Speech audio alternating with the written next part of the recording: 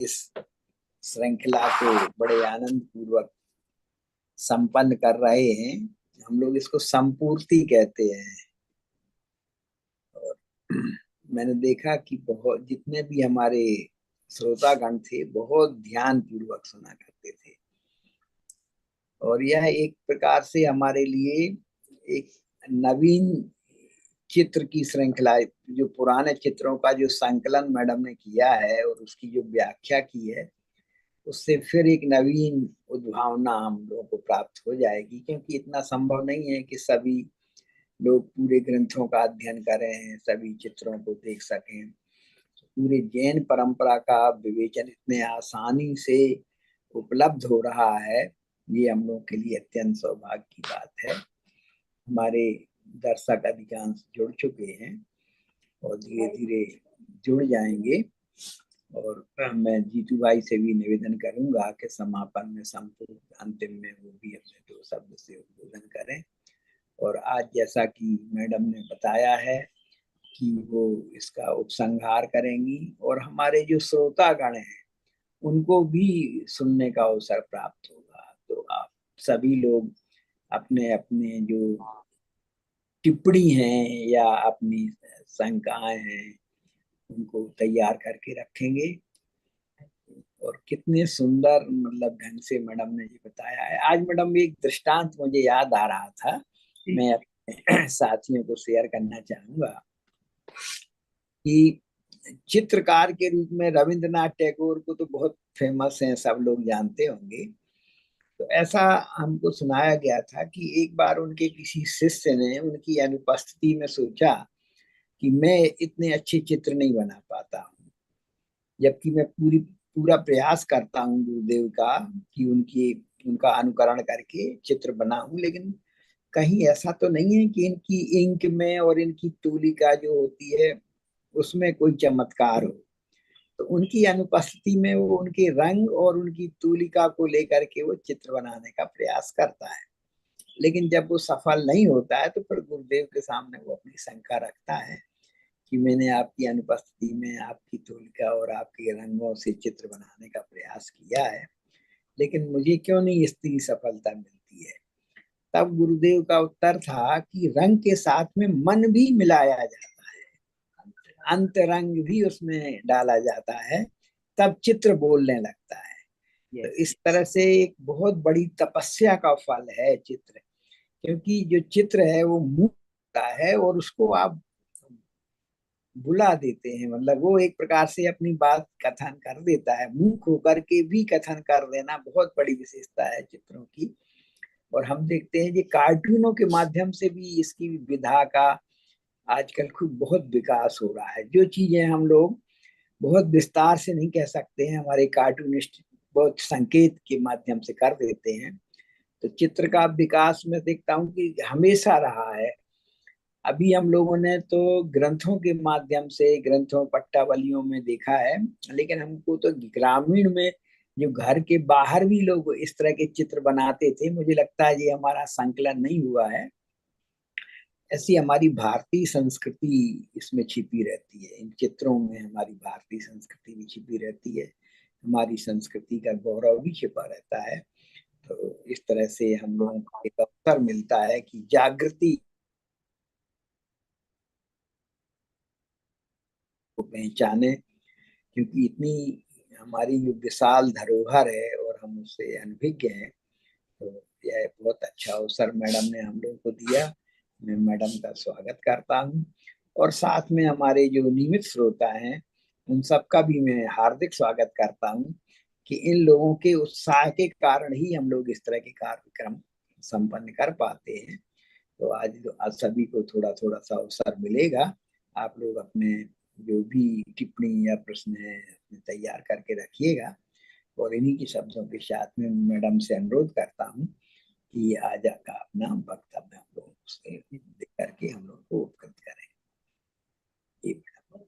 Thank you sir, thank you. और जय जिनेंद्र सभी लोगों को जो भी उपस्थित गण हैं यहाँ पर। और हम आज का जो कि कंक्लूडिंग सेशन है, we are going to start या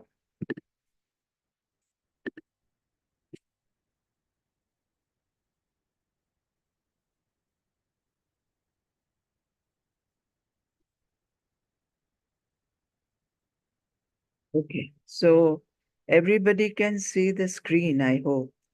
Yeah. Yes, ma'am. Thank you. Yeah. सो आज हमारा अंतिम व्याख्यान है इस श्रृंखला का। और जैसे कि सर ने कहा कि ये उपसंहार है।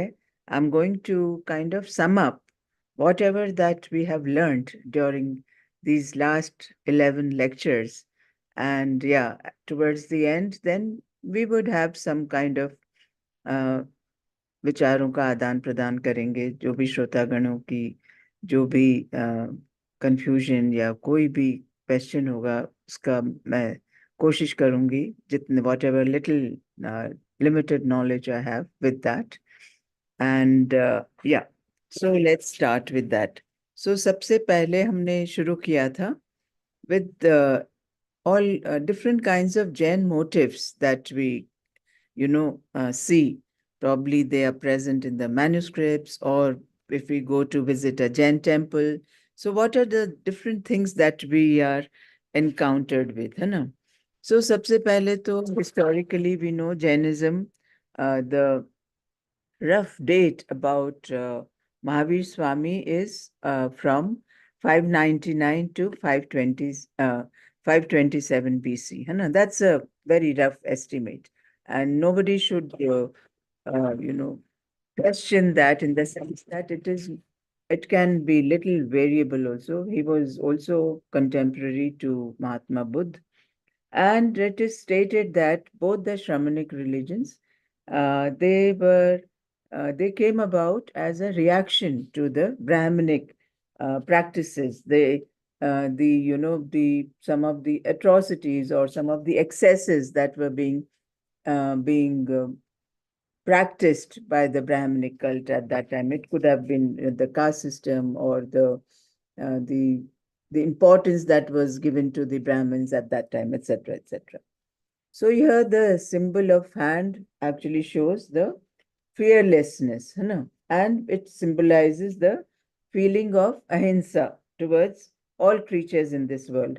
We all know the message of Jainism, or Mahavir also, Jio or Jino do, है ना? This is very, very important to Jainism. And the circle in the center, of course, you cannot see the spokes here.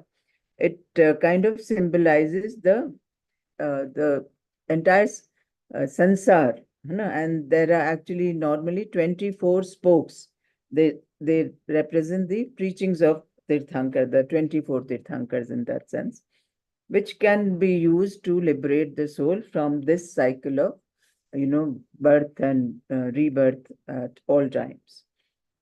So the Jain, this particular emblem is composed of many fundamental concepts and symbols in that sense.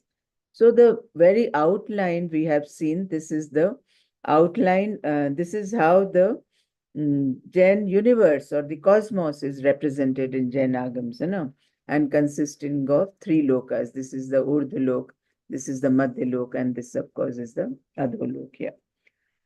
So meaning of this particular mantra that you have at the bottom here, Paraspar Graho Jivanam, is about all life is kind of bound together by mutual support and interdependence, basically.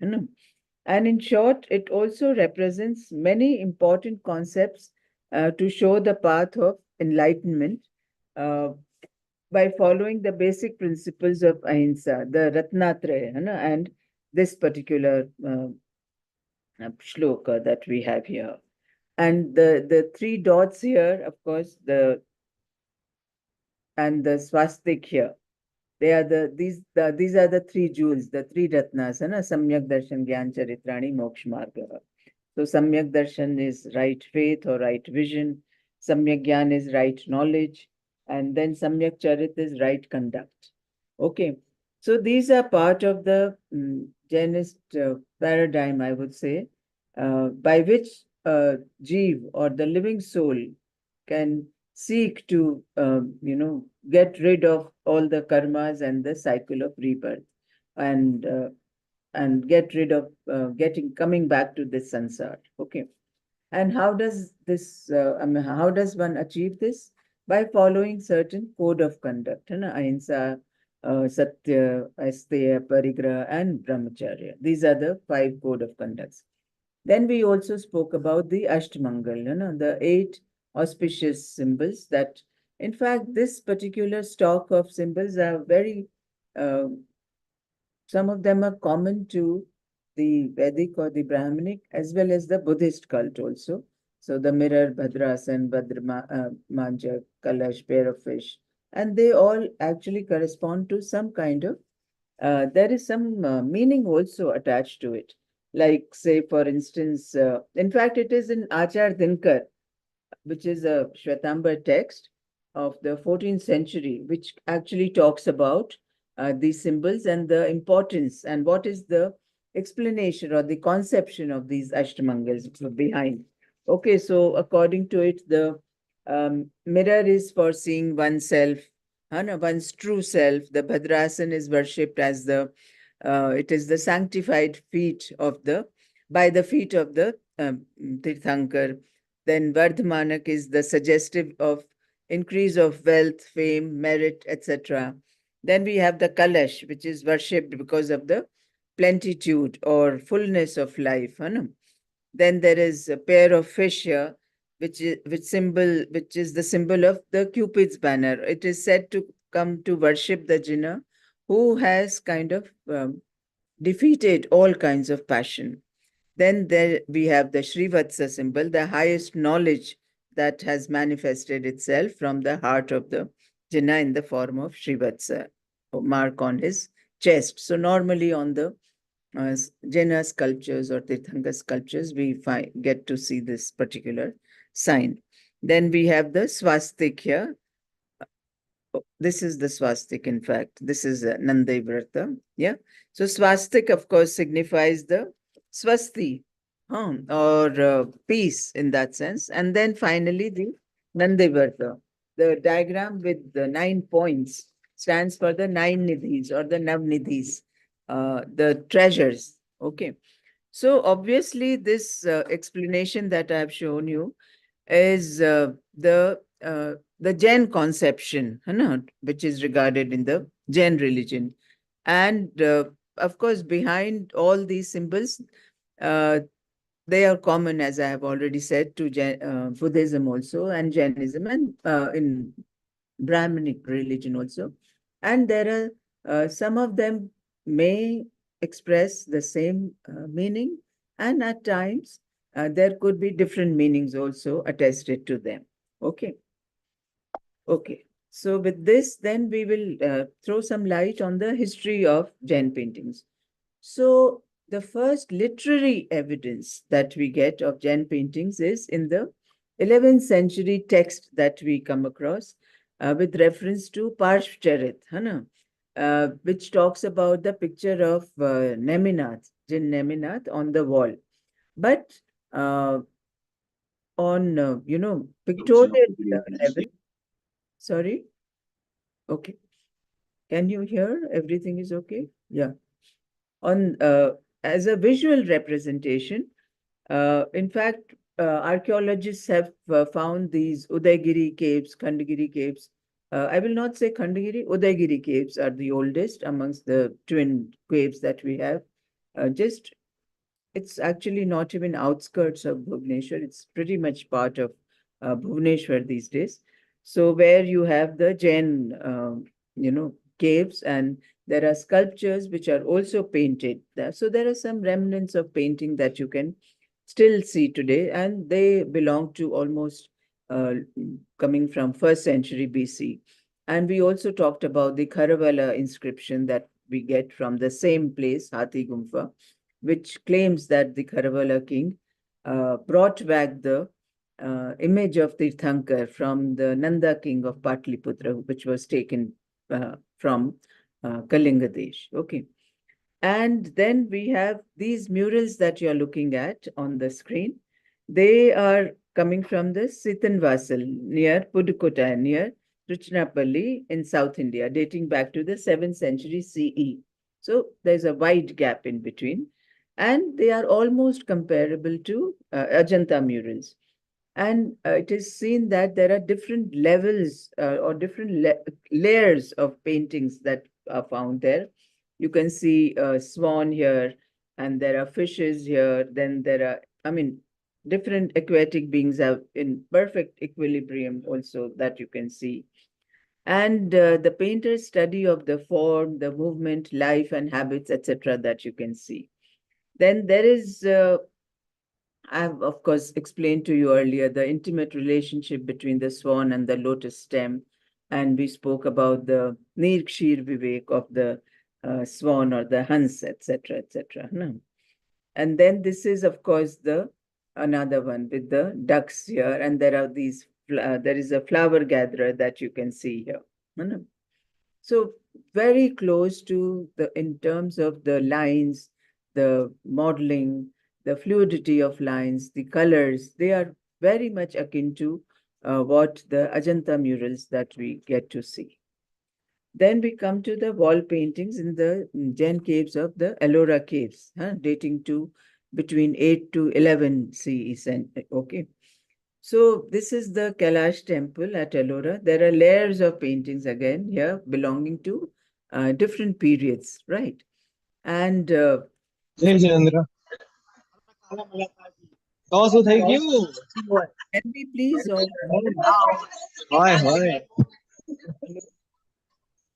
Yeah, okay, thank you. So here you can see the women carrying water pitchers on their heads here. Almost, they're not wearing any upper garment here. And Dude, then, Nana, उधर कैमरे photo पाड़ा. Vyomji, can you please mute everybody? Yeah, thank you. Then there is a Digambar monk who is being carried and in a procession here. And similar kind of procession that we are seeing here, almost same, almost similar painting. This, but it is on a, this is not on the wall. We saw that this is on the kasht patika or the wooden patlis, which were used in keeping the palm leaf folios secure in between the two wooden patlis. And then they were tied together with a kind of a string or a thread, etc., etc. So this belongs to the early part of 12th century, 1100 something we say, and this is from Jaisalmer Bhandar. Okay, and this scene actually depicts the actual historic event that had taken place, right? Between it was a debate or a disputation between the two Jain monks, right? The uh, uh, Kumud Chandracharya, that was the name of the Digambar saint. Yeah. Hello. Can we please all mute ourselves? Yeah. मेरे यहाँ से मैं तो America में हूँ. Hello. Can we mute ourselves? हाँ बिल्कुल बिल्कुल मेरे मेरे नाम मैं देख रहा हूँ. मैं अटेंड कर रहा हूँ. Hello. Hello. ओके ओके ठीक कर ले. कर म्यूट कर ले. Yeah. Okay. Right. Okay. So the debate is between the Digambar monk, Chandracharya, you can see him here, and the Shwetambar monk or Acharya Devsuri, right? And they are both moving together independently with procession. The city of Patan. Yeah, I spoke about this. This disputation actually took place in the city of Patan in Gujarat at the court of the Solanki king. है ना? We spoke about all this, and in which the Shwetambar Acharya emerged as the winner. And the flat red background we spoke about. And so, in by looking at this, Patli, we are actually made to witness the actual happenings, these historic happenings that took place. Yeah. And then the very tradition of Jain paintings, Jain manuscript paintings, actually was inspired by the Buddhist Pal paintings from the period of Pal paintings from the region of Bengal, right? And uh, it is also said that the earlier Jain paintings, there was no narrative, like koi kahani nahi bata rahe. Can you please all mute yourselves? I can barely hear myself. Yeah.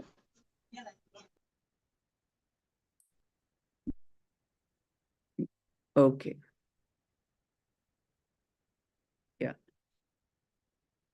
So, so it was inspired by the Buddhist Pal paintings, but then later on it developed its own characteristics, like uh, the angularity that you see in the delineation of human form, then angularity of the features. You can see these pointed noses, etc., etc., in which the projection of these further eye almost hangs very unnaturally, very broad chest, thin attenuated waist that you get here, almost lion-like, and so much so that sometimes the differentiation between the male and the female is also lost. We saw some of the paintings where we could not make out the, we could not distinguish between the two sexes. Yeah.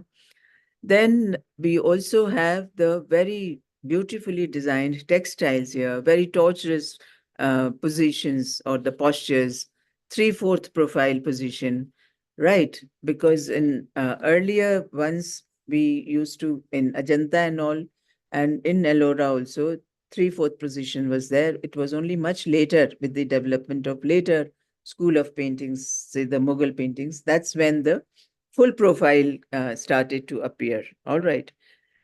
Okay. So these are some of the very, very typical characteristics, I would say, of the Jain paintings, right? So in fact, around the 15th century or the second half of the 15th century, there were Vaishnav manuscripts also, which were also adopted this Western Indian or Jain style of painting. So here we are looking at the Bal Gopal Stuti, one of the folios from Bal Gopal Stuti. And you can see the same characteristics of the Jain paintings, the further eye, the pointed nose, the very thin waist, etc., etc. And similarly, these are the Alchi murals from Ladakh. So these are the Buddhist murals. And here also you can find this very tradition of painting the further eye, which is protruding outside the outline of the cheeks here, and three-fourth profile. And this is a secular manuscript, Vasant Vilas, which also is painted in similar fashion. If I didn't tell you, one would easily mistake it for a Jain painting here, right? So such was the so as I always say that painters do not belong to any religion, caste or creed. It is the patrons who actually kind of require their services, and depending on the patron, those paintings then accordingly we classify them, or their nomenclature becomes say these are Jain paintings or Buddhist paintings, etc., etc. Right. So this is how it is. So it, I mean, they are regions, sometimes they are region specific. So in a given space and time, I would say a particular style always prevails in any place. I mean, world over, this is the practice. So it is during this time that the style of Jain paintings was very, very prevalent. So all the other religious manuscripts or secular manuscripts, they were being painted in a similar fashion. So then we will look at some of the palm leaf folios. The earliest one that we have, the Dhaval, manuscript, which is the commentary of the Shatkhandagam text of the Digambars, right? And this, of course, is the very famous Mudbidri manuscript, it is called here. And here you can see Bahubali with two of his sisters they are also sometimes in Digambar practice, they are also identified as the Vidyadharis, who are trying to remove all the vegetation that has grown on Bahubali's body. That's okay. Then this is another palm leaf folio where I was trying to show you the depiction of Sri Lakshmi. The inclusion of Sri Lakshmi in Jain pantheon is very, very appropriate, I would say, because the community is basically, it is the trading community and the followers of Jainism. And of course, Lakshmi plays a very, very important role. And at the same time, you have the image of Kamdev also here, very beautifully rendered, in fact. So I'm showing you the detail of this elephant. Almost, you can compare it with the Ajanta elephant that you have on the ceiling panels here, right? So these are some of the palm leaf folios that I wanted to show you. Then coming back to the wooden patlis, I showed you one example here. So sometimes you will find some kind of narrative that I showed you earlier. And then it is, other times there'll be just purely decorative paintings that you find on these wooden patlis. So here you have the painting of a Kirti Mukha, and there are two beautiful maidens that are, enclosed in this roundel. Then there are lotus stems, and then this is very interesting, this particular patli. This part of the same patli, but I'm just showing you in sections. So here in the roundel, you find a pair of ducks here. There are lotus rhizomes in the, they are also used as fillers here. And then most interesting is the figure of giraffe inside this. So as I had spoken to you earlier, giraffe is not an indigenous animal, right? So probably, and Gujarat being a very, very uh, ports. Lothal was, in fact, the earliest port city of India in the time of the Sindhu Saraswati civilization. And probably the artist happened to see the giraffe being brought in or on the ship, or probably taking. So these animals, these exotic animals, or some kind of jewelry, etc., they were being also offered as gifts to the present kings and nobilities, etc., etc. So we also have the example of Jahangir being presented as zebra, right? So there is a very famous painting by Mansoor of from Jahangir's time, etc. So this makes a very, very uh, interesting pieces of paintings, which kind of give some kind of socio-economic angle also to the particular painting. Yeah. Then these are the two folios I'm showing you. Again, palm leaf folios from Nemi Charitra, right? Or Nemina Charitra as it is called. So in fact, in this particular text, besides the story of 22nd Tirthankar, the lives of Balram, Vasudev, Kans, Jarasandh, Rukmani, Satyabhama, Rajmati, all these are also depicted. And we all know that in Jainism, uh, it's a mythological fact that Neminath was the cousin of Sri Krishna. So, lot of stories related to Sri Krishna or Bhagavad also are included in the life story of the Neminath. So, why I'm showing you these two? These are the two lay devotees, probably the donors also. Of course, they are not so big. On the palm leaf folios are very, very small strips like this. I've just enlarged them. So this is also trying to depict the typical costumes and the textiles, the kind of ornamentations that were prevalent at that time. And this holding of the, one end of the ordni or the dhoti here in this Namaskar Mudra is also, it's as if they are venerating the deity in front of them. That's the practice, right? Okay.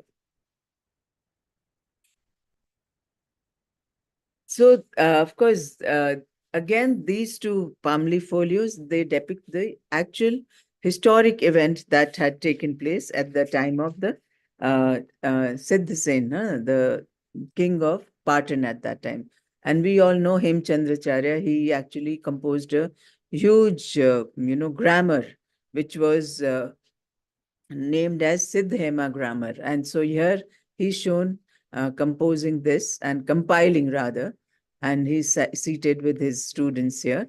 And in this particular folio, you can see the Siddhema grammar is being carried on in an elephant procession here, right? And it was a huge celebration in the city of Patan.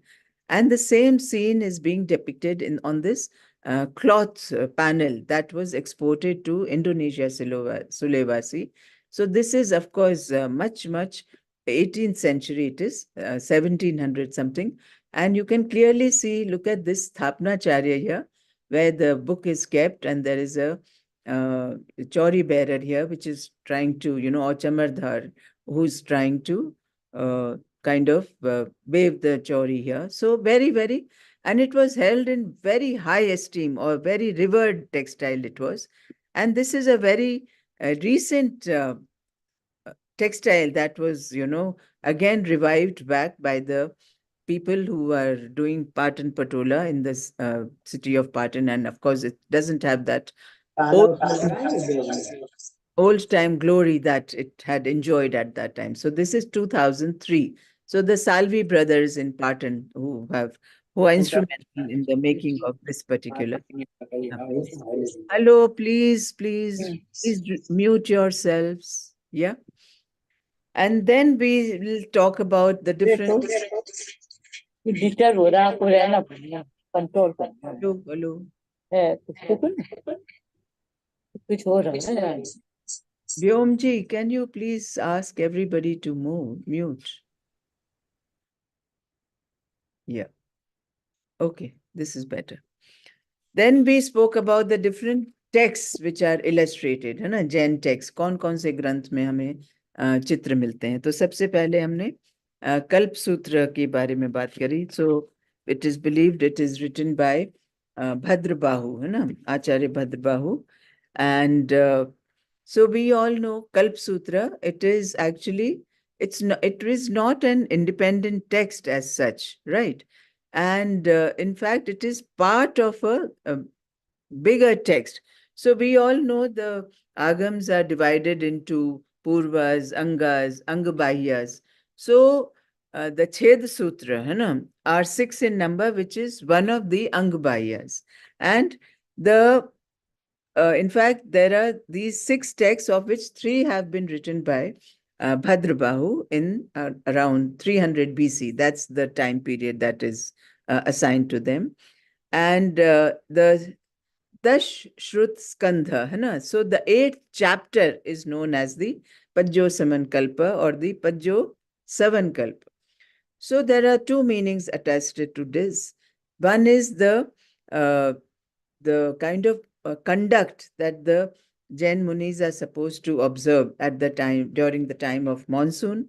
And it is also the festival of forgiveness, the Paryushan. So both these meanings are attested to it. For simplicity, we now call this text as independent Kalp Sutra. All right, and which is actually part of, it has 3 parts, the Jincharit, the Sthabirvali, and the third one is the Sadhu Samachari. So the Jincharit section, actually, it is actually in the prose form. There are no verses in this. And the Jincharit basically concentrates upon the 5 auspicious events in the life of the Tirthankar. So we all, as Jains, we all know what are those 5 auspicious events, or the पंच कल्याणक। सबसे पहले गर्भ है, then जन्म है, then दीक्षा है ना, पंचमुष्टि केश लोचन यहाँ पर दिखाया जा रहा है, यहाँ जन्म दिखाया जा रहा है तीर्थंकर का, एंड यहाँ पर गर्भ है, which we spoke about the transfer of embryo with the help of Haringameshi. Indra orders that, and from the womb of Brahmani Devnanda, Haringameshi transfers the embryo from Devnanda to Trishla, and Trishla, who was the Kshatrani, the mother of Mahavir, who actually gave birth to Mahavir, to the womb of Devnanda. So this is what is being shown here, right? And then next, we see the tap of the Tirthankar. Here we are seeing all kinds of obstacles are being, are there to hinder the, on the path of the Tirthankar obtaining the Keval Gyan or omniscience. So here you can see 2 people are poking kind of sticks into his ears. There are wild animals trying to attack him. There are scorpions, elephants, monkeys, lions, etc., that you can see here. And this is the scene of the Samvasaran. Once he has attained omniscience, then immediately Indra, with the help of other gods, he prepares this assembly hall, or the lecture hall, where the Tirthankar sits in the center. There are 4 entrances.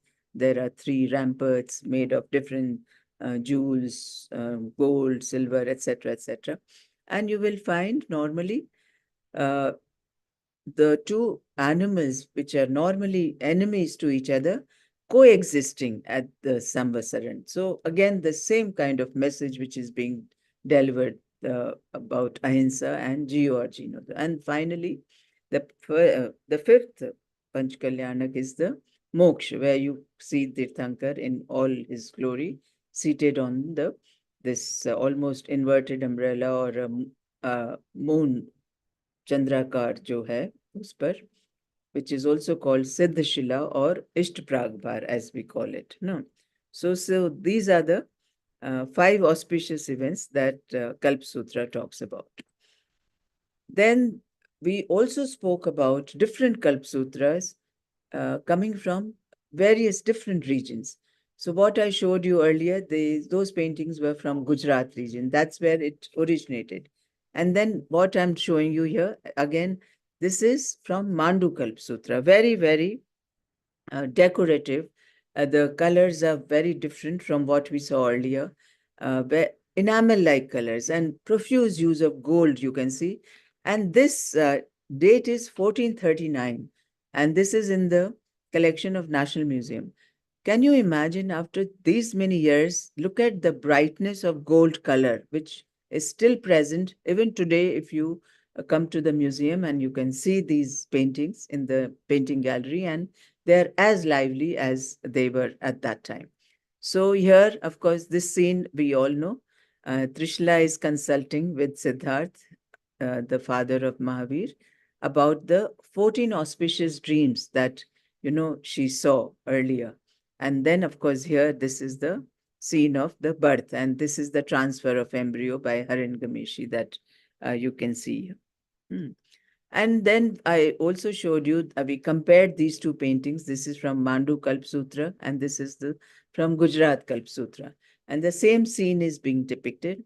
And I also explained to you that at that time there was a Muslim ruler in Mandu, and there is this social practice that was, there was this influence of the Islamic rule that was there, that you can see a screen in between the male and the female quarters, which is absolutely absent here. And look at the textiles here. Look at the very diaphanous, very fine cotton that these, dream diviners, or they've been called to explain the 14 auspicious dreams. So the scene is exactly the same here, but look at the dhotis here, very, very thick and coarse cotton, I would say that, which is being shown here, right? And of course, there are other other differences also. The kind of the costumes they are wearing, the kind of beautiful prints that you get here, they are not present over there. Then this is the third folio that I'm trying to show you from another region, Jaunpur, no, where the Sharki dynasty was ruling. So it is believed that the founder of the Sharki dynasty was a Negroid. He came from Ethiopia. So here you can see the color of the skin of the Mata Trishla is, almost very, very dark. Yeah. Although the scene is almost the same, the 14 dreams we are trying to show here. And this is, of course, the colophon page, which tells us about the details about this particular manuscript. The date is 1465. It was executed in Jaunpur, etc., etc. And who was the patron? All that it talks about. Yeah. Then, of course, I told you about the Kalka Charikatha, which is actually a non-canonical text. Okay, this does not find mention in any of the actually old religious agams or texts, Jain texts. It's a non-canonical, and it is actually present as an appendix to Kalpa Sutra. And it talks about the story of Kalkacharya, whose sister is abducted by the king of Ujjain, and then how he seeks help of the Shahi kings across the border, Indus border. So here he's come here to seek the help to rescue his sister. And of course, then they attack the Ujjain fort here. And here you can see the local king who had abducted his sister. And he's trying to perform some kind of a magic. And this, actually, the king is Gardbil, and he's performing the magic with the she asks that it is said that when she starts to bray, right? So everybody around her would kind of immediately die. So Kalkacharya, of course, knew this, and he orders all his archers to fill her mouth with the arrows so that there is no sound that can come out. And this is how they kind of fail the magic of Gardbil. And I also said the typical uh, you know, very fine characteristic of Jain painting is that in a very small space, it tries to tell you the entire story. So here you can see the fort of Ujjain is being shown just by this Merlot design that you have in this half circle here. And you can, presume that the king is seated inside the fort and there is an attack which is happening from outside. And then we also said that this is the copy of Shahnama, Persian text, and this is a copy of the Kalkacharya. So, if you look at the delineation of the characters, the foreigners here, which is very, very close to what we have in Jain manuscript painting. So, again, I'm going to reiterate the same point that it's the same artist who's actually accomplishing both these artworks, right? So here and same kind of conventions are being followed, right? Okay. Then another text that we spoke about was Uttaradhyayan Sutra, no?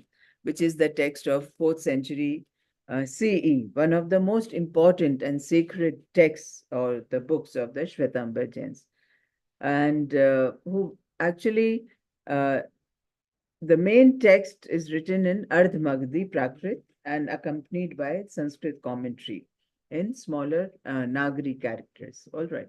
So here you can see there is a Jain sadhu or a monk in the center, and in fact the dancers are trying to attract his attention, but he is very steadfast uh,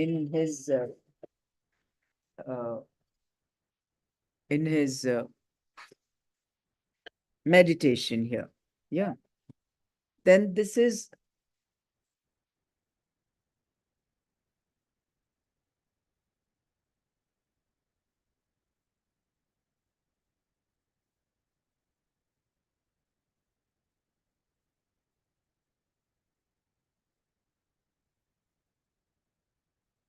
okay. Just 1 second. No? Sorry. Huh?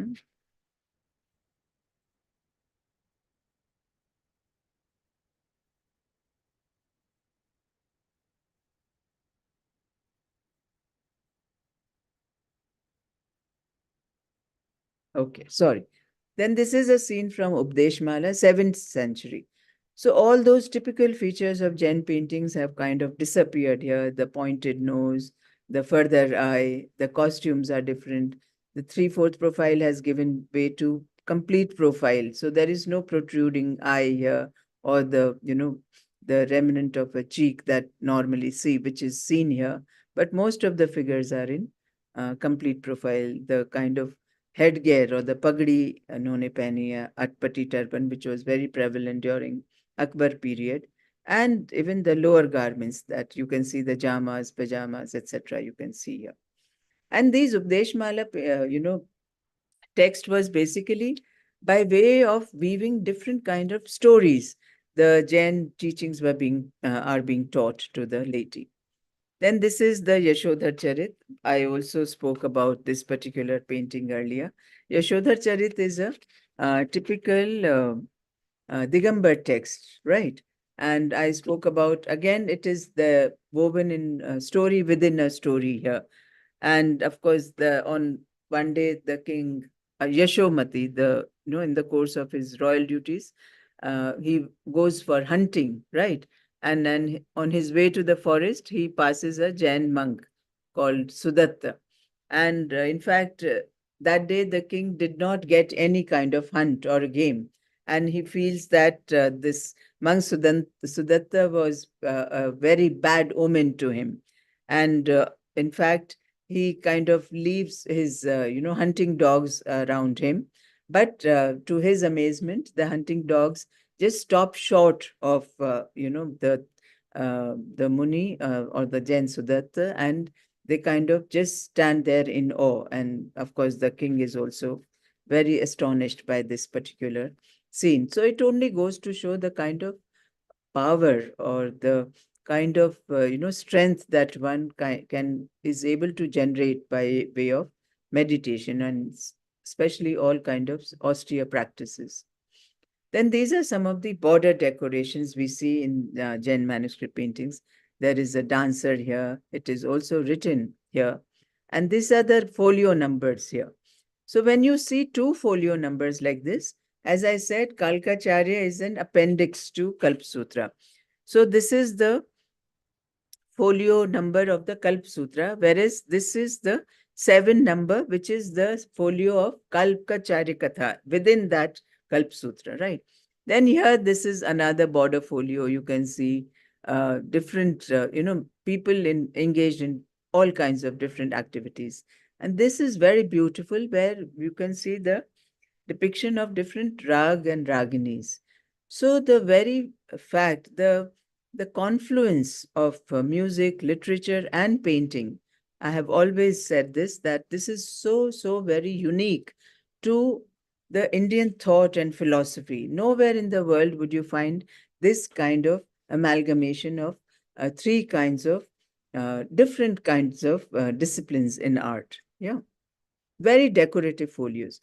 So while the main illustration in the folio, where the Tirthankars or the their life narratives is being discussed or depicted, the artist was hidebound by the very strict rules that were laid out for him. But when it came to the depiction on the wooden patlis or the decoration of the borders, he kind of had some kind of independence, and he could use his imagination in decorating these border illustrations there. Yeah. And then by the time it was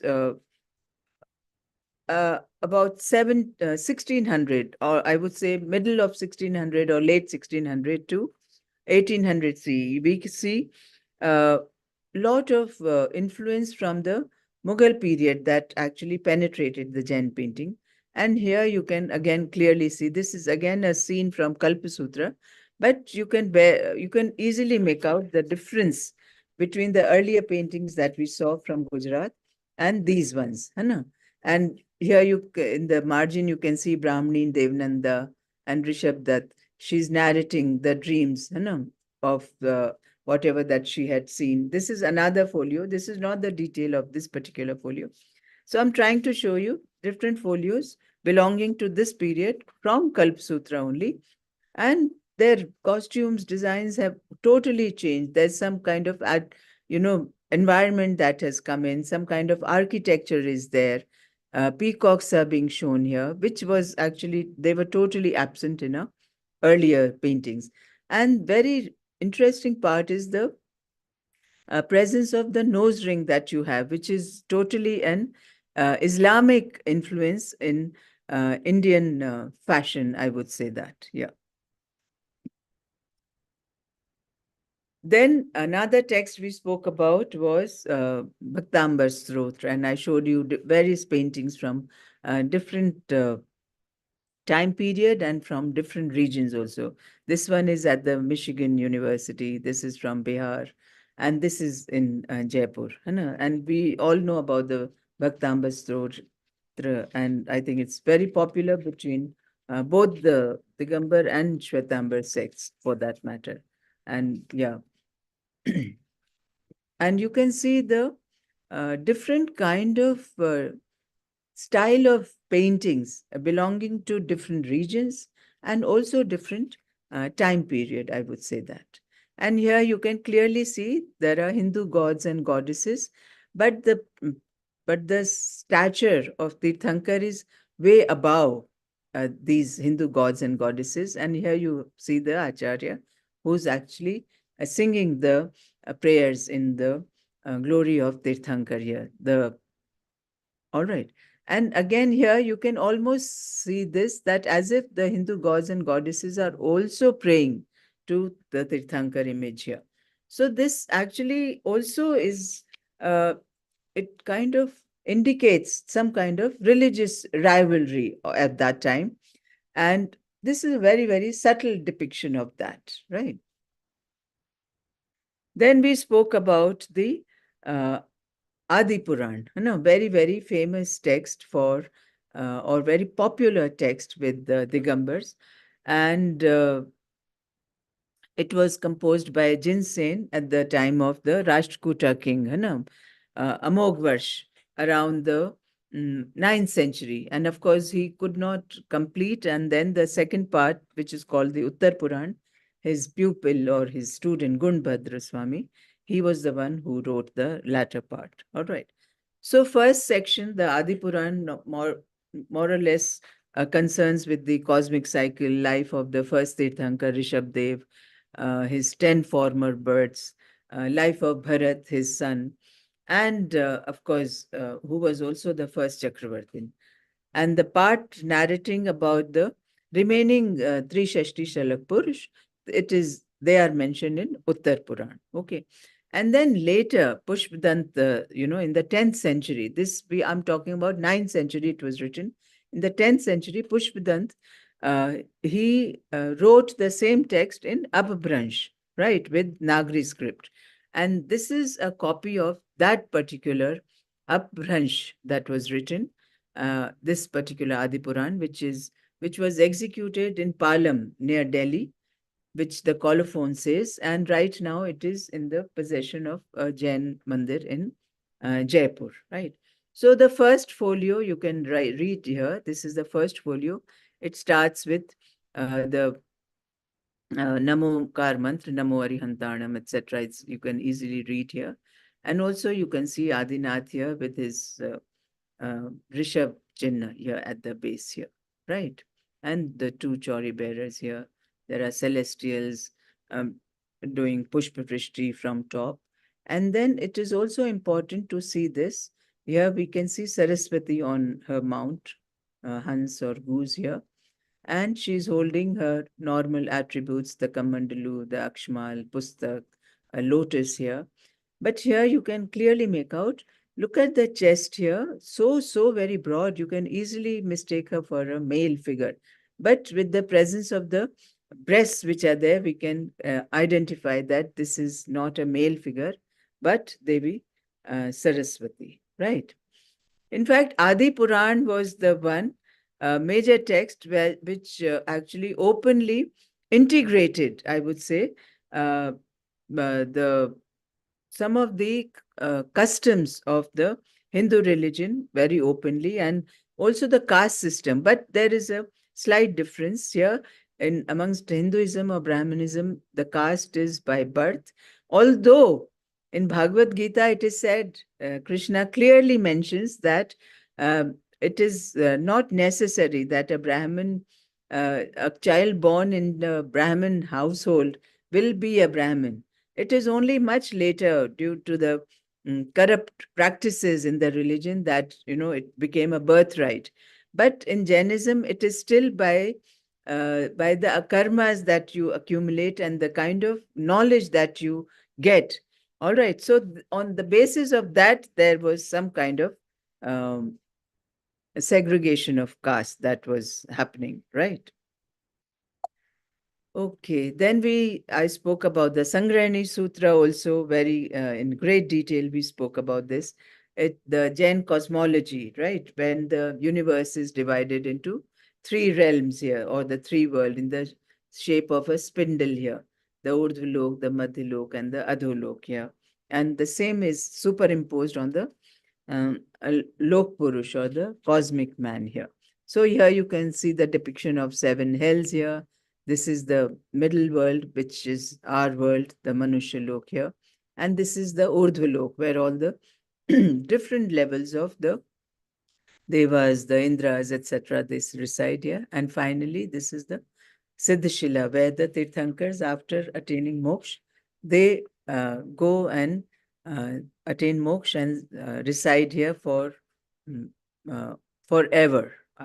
So the devas or the gods who are residing in these heavens, uh, the Anuttar devas also, unless they come back to this realm in the form of a, मनुष्य गति को जब तक प्राप्त नहीं होते, it is believed that they cannot, how much ever they, tap or whatever level of heaven that they may attain, they cannot become a Tirthankar, or they cannot attain moksha. This is what is said. Then we discussed about the Adhai Dweep also. In the center, you have the Jambu Dweep, you know. Then you have the Dhatki Khandaya, the second one. And then you have the Pushkar Dweep. And there are these mountain ranges which kind of block the half of Pushkar Dweep. So that's why this is called the uh, diagram of 2.5 islands, or Adhai Dweep. So one, two, and half of this, beyond which the mankind cannot go, right? And of course, they are encircled by two very big oceans, the Lavan Samudra and the Black Sea, right? And then I showed you this Panch Kalyanak Pat also, very, very beautiful, where Indra is shown multi-armed and dancing very, very beautifully. This is also I showed you. And then we saw about the Tirth Patas. So this was the Shatrunjay. So these are normally you will find in Jain temples, and minute details are being shown here in these. And these are very big, cloth putts that are painted.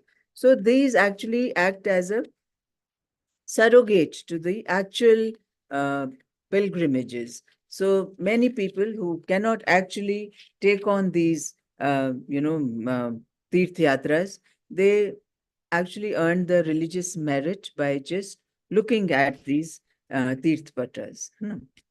Then I spoke about the Shripal Ras Kavya also. So this is, of course, not a Jain canonical text, but these are some of the popular, uh, I would say, kavyas, which initially it starts with some kind of romantic story, but ends in the renunciation and austere practices by the main protagonists. And we spoke about the British Union Jack, which is being shown here at multiple places, which kind of shows the social relevance, because the artist has seen this was painted in Surat, and Surat again was a very big port city of Gujarat at that time. And of course, the artist may have encountered many such ships which had these Union Jacks fluttering on their mast. And then here the demon is shown in the vesh of a almost like a Shiva, the serpents are there, Jatajut is there, and yeah, and he's wearing a mundmal. So again, some kind of a religious rivalry that you can see here. Then we spoke about the Vijnapti Patras, no, at the time of the monsoon, when the acharyas are not allowed to travel, and then they receive these kind of invitation letters from their devotees and the local population, to requesting them to come and spend the Chaumasa with them. Why? Because then they can earn the religious merit. या धर्म लाभ उनको होता है, आप उनके प्रवचन सुनते हैं रोज. And so these were highly decorated, very long scrolls. So normally they would show Ashtamangal or 14 Dreams, or all these were depicted. And also sometimes they will show the scenes of the bazaars over there. And this is a very famous Vijnapti Patra, which is showing the proclamation of the ban about the slaughter of animals during the Paryushan. So there was this, a delegation which was taken to King Jahangir. He was ruling from Agra. So this is a scene from Agra. And the Jains of Agra, they went to Jahangir and requested Jahangir to prohibit slaughter of animals at the time of Paryushan. And here, of course, on the elephant, here you can see Jahangir. He has passed this decree, and here on the elephant, of course, with the beat of the drum, one of the courtiers is trying to announce what the Sultan has just announced that there will be no animal slaughter at the time of Paryushan. So at this time, when this scene was being, when this actual happening was there, the artist Salivahan was very much present from Jahangir's atelier. And he, in fact, the Jain community of Agra, they approached him, and he had kind of made a very rough sketch at that time. They approached him, and he was requested to kind of depict the same scene. So of course this he saw by himself, and this later on, when the particular scroll was being presented to the acharya in requesting them to come and spend the Chaumasa in Agra, and this of course he painted by his imagination. So here you can see he has tried to introduce some Jain painting elements, these primary, this red color, solid color, although here you can see a lot of shading, etc., which is not there. But at the same time, by looking at this, it is purely done in the Mughal style. Nobody can say that this is, because of course it was coming from a Mughal atelier. Then we spoke about the Gyanbazi. It is claimed that this particular game was invented by the Jains long time back, which is popularly being played today as the snakes and ladders. And there are different, at every step, that it says that whatever karmas that you accumulate, accordingly, either you rise in your journey towards moksha, or you can be bitten by the snake and you can come down. And this, of course, this is the highermost aim or goal of any devotee. And that's what we aim, no, when we go to a Jain temple. That's what we pray to the image of the Tirthankar. So this is also very important for us to learn that the Jain puja is a bhav. Puja is of bhav. We are not actually worshipping the physical attributes of the Tirthankar who's present as a sculpture in the temple, but we are worshipping his aggregate qualities, and we want to imbibe those qualities. And that's the first prayer that we say when we go to a Jain temple, that there is no difference between you and me, but because you followed these austere practices of meditation, tap, etc., and the way you have been able to attain moksha, please guide me and please help me to imbibe these qualities, that I can also move on this particular path. Then we spoke about the tantras also, the tantric patas. I showed you the Saraswati pat, the Parshvanath pat, the Suri mantra. Then this is the Pratyangira, Devi, the influence of the Shakti cult that came into Jainism. The independent worship of the different Devis, Devi Ambika, Padmavati, Saraswati. Then I'll just briefly show you some slides whereby it shows the very rich tradition of textile production and exports to both the western shores and the eastern shores, to Indonesia, Sulawesi, and on the western shore via Egypt, it would find way the Gujarati textiles to Rome and all the other countries. So this is indigo dyeing and printing. You can see the image of Saraswati in a Jain painting. And a similar, this textile fragment, which was recovered from Fustat, and it is established that it came from Gujarat. And this is also in indigo dyed and printed. And this is the contemporary or today's, this is a living tradition, which is very, very unique only to India. Something which was happening, 1,000 years back, or maybe more, 2,000 years back, still that practice is being continued. So this is a modern indigo dyed and printed, and this is indigo dyeing, which is happening. Then the block prints, the beautiful block prints, the variety of block prints that we see in Jain paintings, you can see here. And this is a modern block print, again, a living tradition. This is a block printing unit.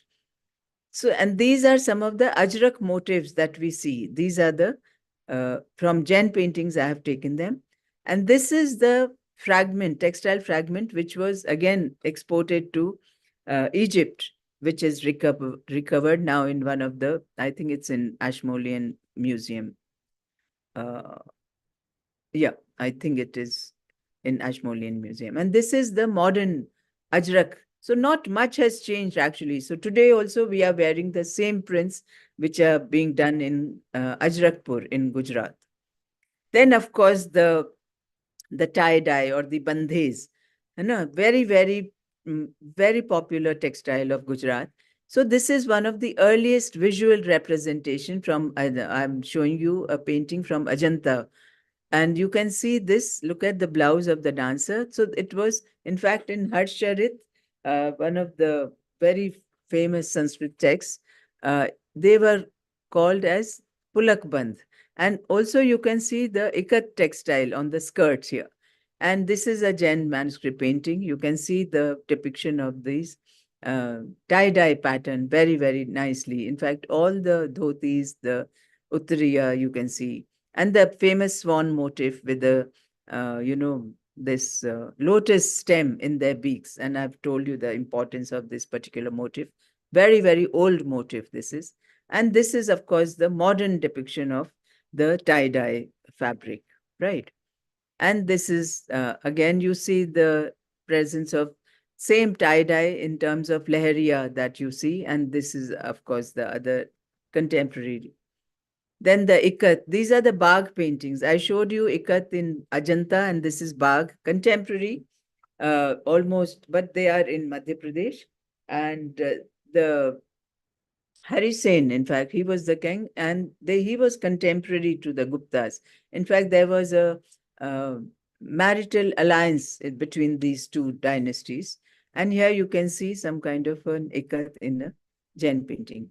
And of course, the famous patola of Gujarat, you can clearly see in these different costumes here. These are two folios I'm showing you from the Jain Jaunpur Kalp Sutra here. And this is the modern patola here. Okay, this is a workshop that you have in Patan. Then the mushroom fabric, actually mushroom is something which was manufactured in Gujarat. Even today, there are some places where it is being manufactured. So mushroom means prohibited. So it seems the Islamic community was prohibited of wearing silk, right? So this was a very clever, I would say, technique that was invented by the weavers, where the one side was woven in cotton and the other ताना बाना जो होता है एक cotton होता था एक silk होता था. With the result, the underside of the textile would be cotton, which actually touches the body, and that's how they could actually, because just not wearing silk and just cottons were did not impart them that kind of beauty, etc. And I, of course, spoke about the fulkaris that we saw in the Shahi costume because they came across the Indus, and fulkaris, of course, is the embroidery that we find in the region of Gujarat, in Punjab. So, a kind of geographical contemporaneous that we can see here.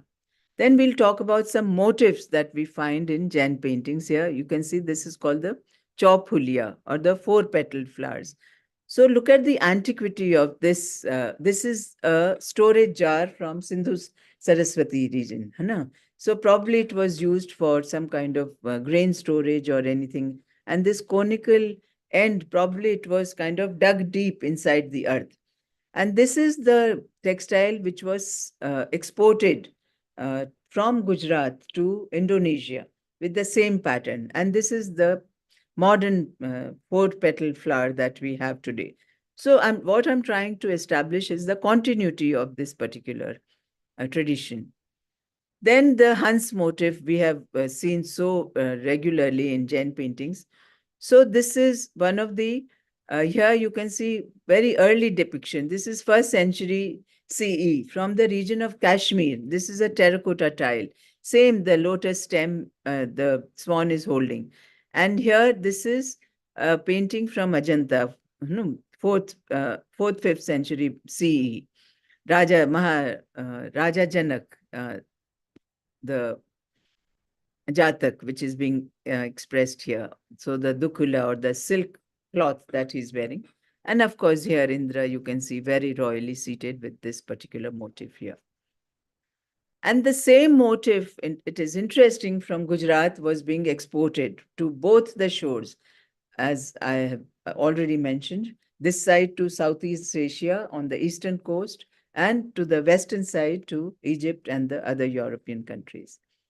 Then this is another motif, Gaj Singha, very, very popular motif in Jain paintings. So this is a kind of a vyala or a composite animal you find very beautifully displayed on temple walls also. This is a Gaj Singha.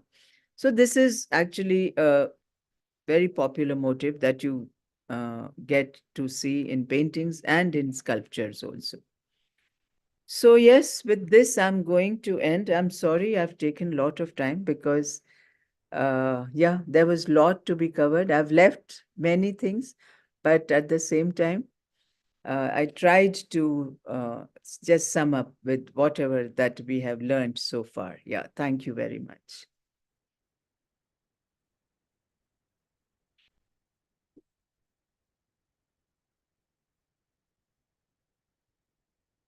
Yeah, but if there are any questions, anybody has any doubts, or you want to share something that you know about whatever that we have been talking, it'll be really nice to have some kind of an exchange of ideas or knowledge. Yeah.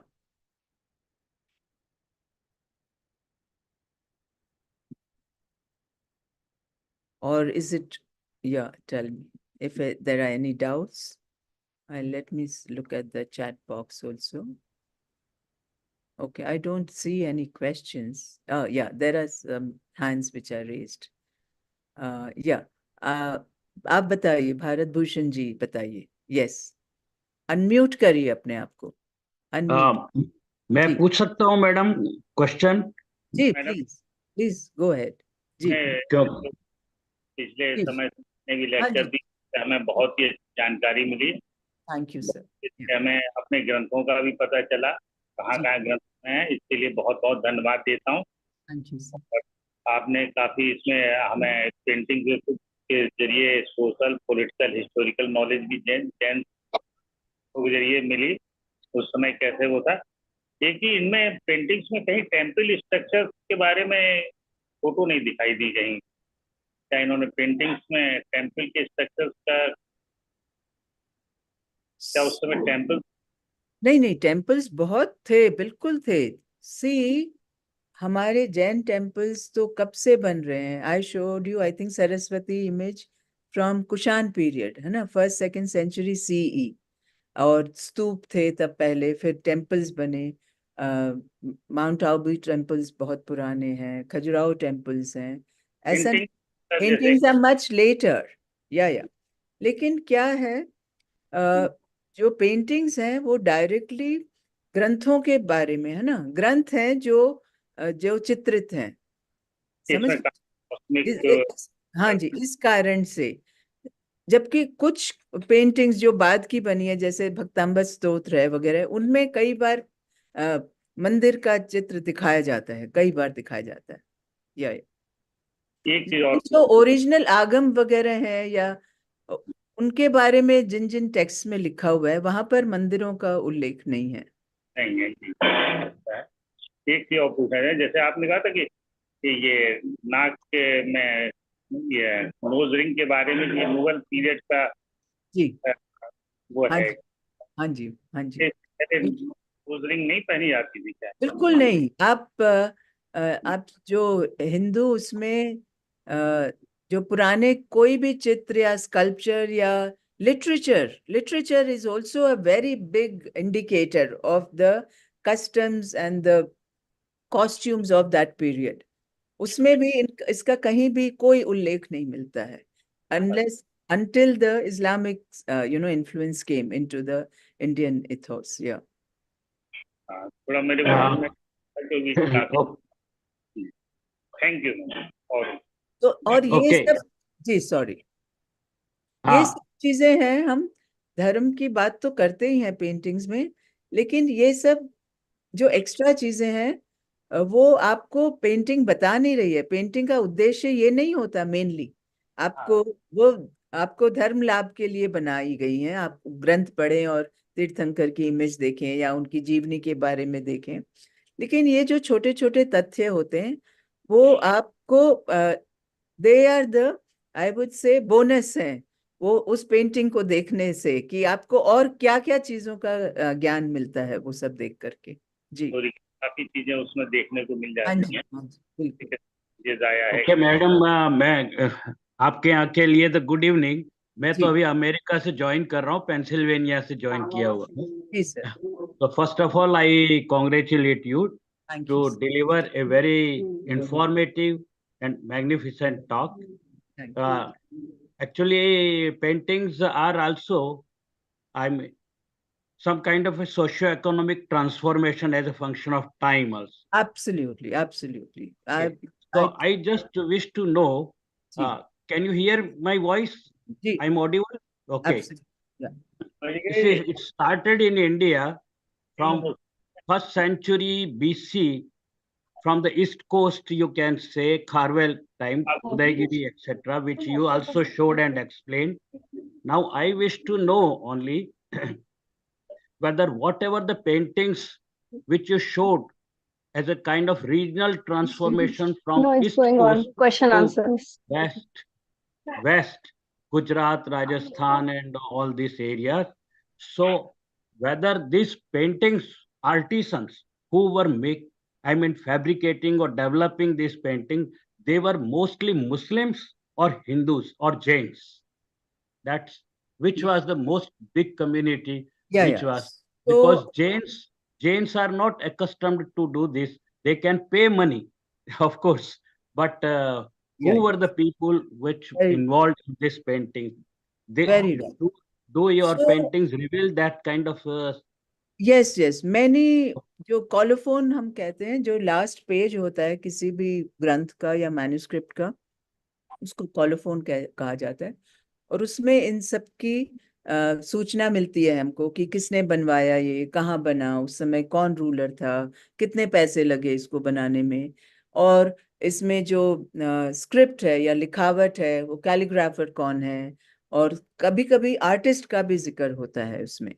तो जैसा कि मैं repeatedly बहुत बार बोलती हूँ कि जो artist है उसका कोई धर्म या जाति नहीं है, समझ गए? इट इज इममेटीरियल, क्योंकि वो ही आर्टिस्ट जो है वो हिंदू ग्रंथ में भी चित्र बना रहा है, वो बुद्धिस्ट चित्र भी बना रहा है, जैन चित्र भी बना रहा है, और जो धर्म निरपेक्ष जो सेक्युलर मैंने आपको दिखाई बसंत विलास पोयम है, वो तो it is not a religious text, it is a secular text. It talks about the pleasures of spring time, वसंत के बारे में है वो। तो इसलिए हम ये नहीं कह सकते कि ये जैन आर्टिस्ट है या ये मुसलमान है।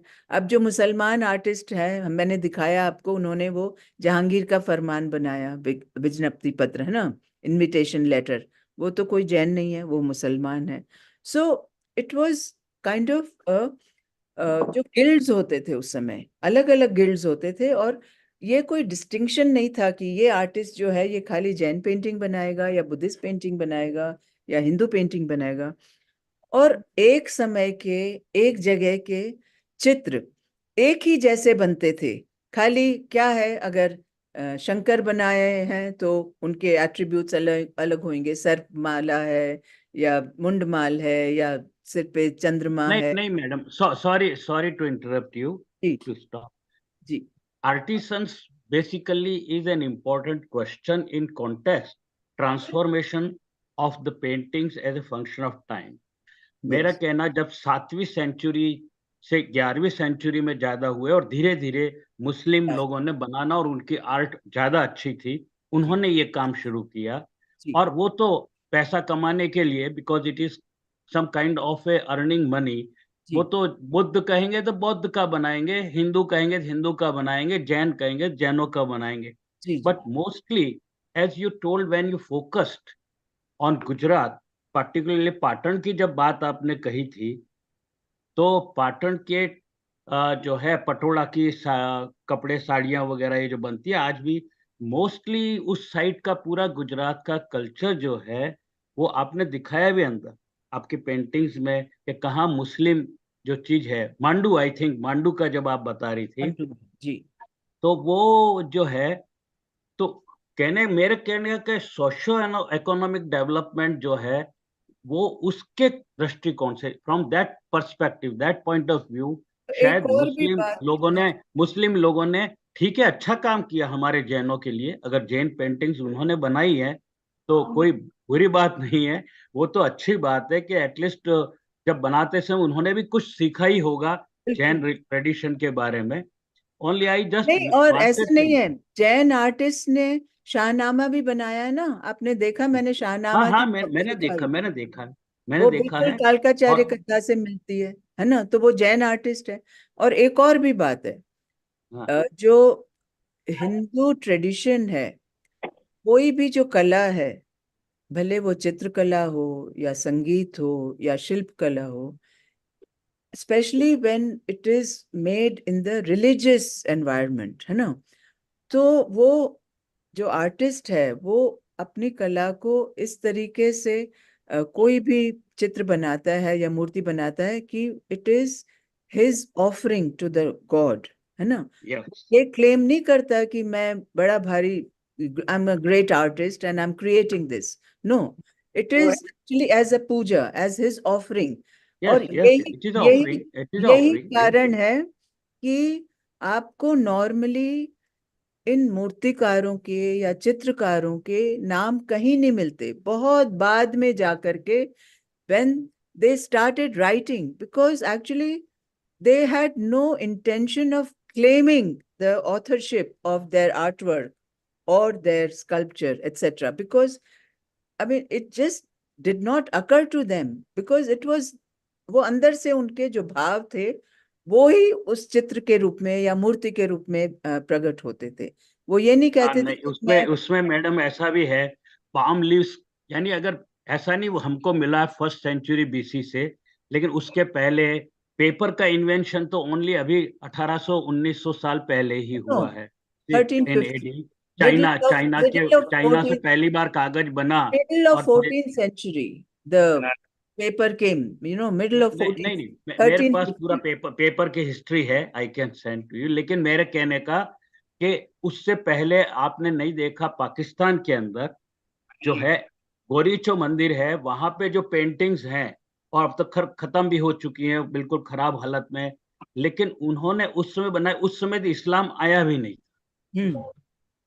ईरान से जो था, जो सेठ था उसका नाम गोरीचो था, गोरीचो ने जो जैन मंदिर बनाया भगवान आदिनाथ का, तो वहां पे जो पेंटिंग्स वगैरह थी, तो they were all done by other community, मतलब मुस्लिम तो थे ही नहीं बाय एंड लार्ज, बल्कि कहना शायद चाहिए कि शायद जैनों ने ही बनाई थी उस समय, वहां सब जैन ही लोग थे। So, I mean, whole no one, Iran was actually thickly populated by Jain community in those days.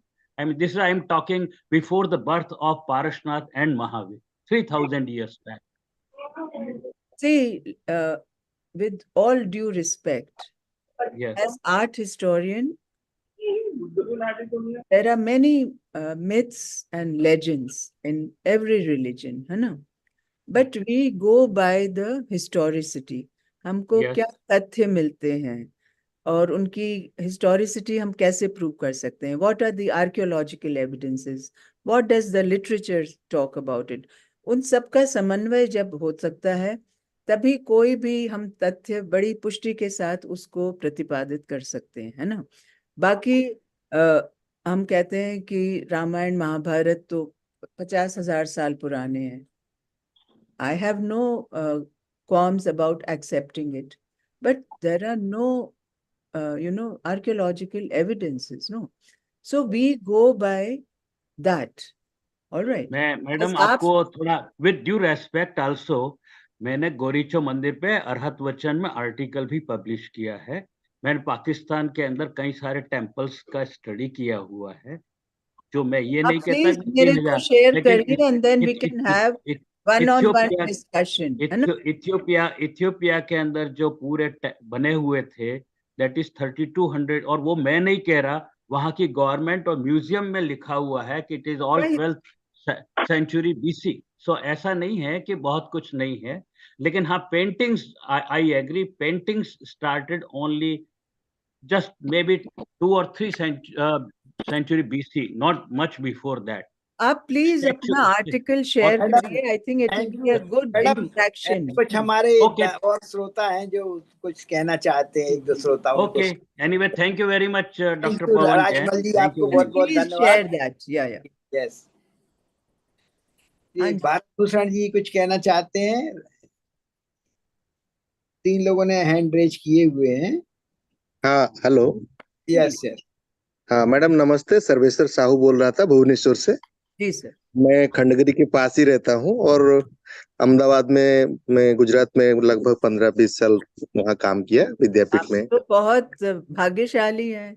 जी जी. आपको मेरा हर वाला प्रश्न. इंस्क्रिप्शन खुद जी देखा जी हुआ है जी. आपने, है ना? जी, मैं नेमिनाथ टेम्पल और कुछ जो अंबाजी में है, कुछ यस यस. मैं थोड़ा, और पावागढ़ में जो दूसरे ये धर्म के हैं घुमा हूँ. पढ़ते हैं आप? जी, मेरा मेरा प्रश्न ये है कि जब भी कोई पेंटिंग या मान लीजिए जैसे गुफा है बनती है, खास करके धर्म को लेके, तो उसका कोई पर्पस होगा, कोई ऑब्जेक्टिव होगा, रूलर का हो या जो भी कम्युनिटी का है, या धर्म का प्रचार हो या प्रसार हो. जैसे गुजरात में अभी भी मतलब बचा हुआ है जैनिज्म, क्योंकि उड़ीसा में दोनों, ये धौलीगिरी भी है और उदयगिरी, दोनों है नजदीक नजदीक, आपने देखा होगा. पास में कोणार्क है, जगन्नाथ मंदिर है, लिंगराज टेम्पल है, शैविज्म भी है. पर उड़ीसा में जैसे गुजरात में मतलब जैनिज्म काफी विजिबल है अभी. उड़ीसा में मतलब नहीं, ये है, गुफा है, बहुत टूरिस्ट आते हैं. पर लेकिन हाँ. धर्म इतना प्रचलित नहीं है वहाँ. जी जी, ये मेरा एक प्रश्न था. तो ये तो एक अपने आप में एक बहुत बड़ा विषय है कि जैनिज्म कई जगह से क्यों लुप्त हुआ और कई जगह अभी भी पनप रहा है. So I think this requires a whole अलग से हम लोग विचार जी करेंगे. जी, बहुत अब बहुत अब 2 धन्यवाद. श्रोता और हैं हमारे, उनको जी आप. जी, धन्यवाद धन्यवाद, Yes. Thank you. Bharat Bhushan ji, doctor Bharat Bhushan ji हाथ रेज किए थे. जय जिनेन्द्र मैम. तो मैम, दिस इज, मैं सुवर्णा जैन हूँ, हेरिटेज कॉन्जर्वेशनिस्ट हूँ. और आपका लेक्चर सीरीज बहुत ही इंफॉर्मेटिव था. आपने हमें पूरी दुनिया की सैर करा दी जैन पेंटिंग्स के थ्रू, क्योंकि आपने टोटल मतलब सोशल इकोनॉमिक लाइफ, टेक्सटाइल्स, फिर इजिप्ट लेके गए हमें, इंडोनेशिया लेके गए, यूरोप, इंडिया, सभी जगह लेके गए. सारे वो जैसे पेंटिंग्स में कैसे आर्टिफैक्ट्स के साथ आपने मतलब कंटिन्यूटी भी आज तक कैसे है इसमें वो दिखाई. गेम्स कैसे इवॉल्व हुए, मतलब टोटल आपने हमें सैर करा दी पेंटिंग्स की दुनिया की. और बहुत ही सुंदर था आपका ये सीरीज. और बहुत बहुत थैंक यू आपको. आपको भी धन्यवाद. डॉक्टर भारत भूषण जी कुछ बोलना चाहते हैं. जी. हेलो डॉक्टर भारत भूषण जी. वन मोर पर्सन अभी. हाँ भारत जी, आप अनम्यूट करें अपने आप को. नहीं हो रहा है. जी, कोई तो बात. मैं अब इसको कंक्लूड कर रहा हूँ. कंक्लूड कर रहा जी. कौन बोल रहा है? सर, मैं थोड़ा सा बोलना चाहती हूँ. जी जी. पवन जैन को मैं सबसे पहले कंग्रेचुलेट करना चाहती हूँ. और I would like to first of all congratulate BLI for such a unique workshop, conducting such a unique workshop. Through this, I came to know how rich heritage and treasure of Jain paintings hidden in the manuscripts, etc. The way of your explaining each and every manuscript of pictorial manuscript with colors, what is the essence of color, the ornaments in the picture, and all the ethical part which you have, from which place you have chosen that particular picture, etc., are really very much research based. And I think you had done very hard work to visit all these various places, bhandars, etc. And really, I congratulate for such a very unique, excellent workshop, and we didn't know that so many things are in these paintings hidden in the manuscripts. And I would also like to invite you, Jain Vishwabharati Institute. Here in our library also there is manuscript, many manuscripts are there, and very golden, big pictorial manuscripts also there. And the Jain Terapan sect also are very much particular in what you call pictorial writing, etc. And I would like to show you, just I want to inform you that one of the scholar, Manju Nata, she has written Anekant in Jain paintings, Anekant in paintings. I think if you see that also, that is also a unique piece. And she is very good painter, and she has written the full life sketch of Acharya Tulsi, and she has done lots of work. Okay. So that work is also, and we want to know in at present also, if any person is doing this kind of painting work, if you have knowledge of that also, you can share with us. Sure. And I read your email also. I have put it in the chat box right now. Okay, I've put it Thanks for a lot for everybody, your whoever wants to exchange any ideas or, share anything or ask anything. You can always reach out to me through this. Yeah, I really thank you for this wonderful, informative session for 12. Ma'am आपको भी बहुत बहुत धन्यवाद कि आप नियमित रूप से इसको सुनती रही हैं और इसमें सहभागिता श्रमणी जी लेती रही हैं, तो इससे हम लोगों का उत्साह बढ़ता है। मैं अब कृतज्ञता ज्ञापित करने का समय है, तो इस कृतज्ञता ज्ञापन करते में एक तो हमारे जैसे ताजमहल हमको दिखाई दे रहा है पवन जी के माध्यम से, लेकिन नींव के पत्थर के रूप में हमारे व्योम साय जी हैं। इस पूरे कार्यक्रम को जो संचालित करते हैं प्रारंभ से लेकर के अपने व्यस्त कार्यक्रम में, हम देखते हैं कि किसी को भी एक नागा हो सकता है, लेकिन उनको नियमित रहना पड़ता है पूरे समय तक। तो हम सभी की ओर से श्री व्योम साय जी जो श्रोत रत्नाकर अहमदाबाद से हमारे इस कार्यक्रम को संचालित करते हैं, उनके प्रति कृतज्ञता ज्ञापित करते हैं। और पवन जी के प्रति तो सबके कृतज्ञता के भाव हैं, और सबकी ओर से निवेदन भी है कि इसको जब हम लोग आप पुस्तकाकार के रूप में हमको संपादित करेंगे तो और अधिक लाभ होगा। यूट्यूब में सभी लेक्चर पड़े हुए हैं, तो आप BLI के यूट्यूब के माध्यम से इसको सुन सकते हैं। और पुनः मैं आज अपने श्रोताओं के नाम लेकर के थोड़ा सा 1 मिनट लूंगा। जो श्रवण कुमार उपाध्याय जी जोधपुर से, सर्वेश्वर साहू जी, श्री राजमल जी, प्रमोद कुमार जी, श्रमणी शशि प्रज्ञा जी, शिल्पा साय जी, एक ये TSC के नाम से जुड़े हुए हैं उत्तम सिंह जी, इरिया, डॉक्टर राका जैन, गायत्री वैन, नागभूषण जी, प्रसेन जी, प्रदीप पाटनी जी, कल्पना जैन, आकाश जैन, डॉक्टर भारत भूषण जी, चंद्रकांत जी, श्रीमती सुनीता जैन, डॉक्टर सुमत जैन उदयपुर, सुवर्णा जैन, सौरभ जैन, मनीषा पौराणिक, गायत्री जी, PVS कुमार, पूर्णिमा थापा, सुमित, रामनंदन सिंह, इन सभी के प्रति हम बहुत बहुत कृतज्ञता के भाव प्रकट करते हैं। और एक छोटी सी सूचना है कि 30 जून को दिल्ली के जो इंडिया इंटरनेशनल सेंटर में जैन मूर्ति कला पर हमारा व्याख्यान ऑफलाइन होगा। हम लोग प्रयास करेंगे कि उसको ऑनलाइन भी प्रसारित कर सकें, लेकिन जो दिल्ली में है वो इसको सायंकाल 6 बजे से होगा। और जैन मूर्ति कला पर हम सभी को आमंत्रित करते हैं दिल्ली में। इस तरह से आगे भी, और इस तरह हर माह में हमारे यहाँ भोगीलाल लहरचंद इंस्टीट्यूट की तरफ से एक ऑनलाइन व्याख्यान माला होती है। उसमें भी हम लोग प्राच्य विद्याओं से संबंधित अत्यंत उपकारी व्याख्यान वरिष्ठ से वरिष्ठ विद्वानों के हम लोग आपको सुना सकते हैं, जो कि प्रत्यक्ष रूप में बहुत ही असंभव है। तो इन्हीं शब्दों के साथ में डॉक्टर पवन मैम के मेरे भी सबसे बहुत बहुत धन्यवाद BL इंस्टीट्यूट को, सर को, सारे श्रोतागणों को, व्योम जी को, सबको बहुत बहुत बहुत और धन्यवाद। हमारे जीतू भाई जी को, क्योंकि उन्हीं की प्रेरणा से हम लोग इस तरह के कार्यक्रम का आयोजन करते हैं, तो उनको भी, और हमारे सभी जो हमारे पदाधिकारी हैं BL इंस्टीट्यूट के, उनके प्रति भी हम कृतज्ञता ज्ञापित करते हैं। सभी को जय जिनेन्द्र, जय जी। नमस्कार। विद द होप फिर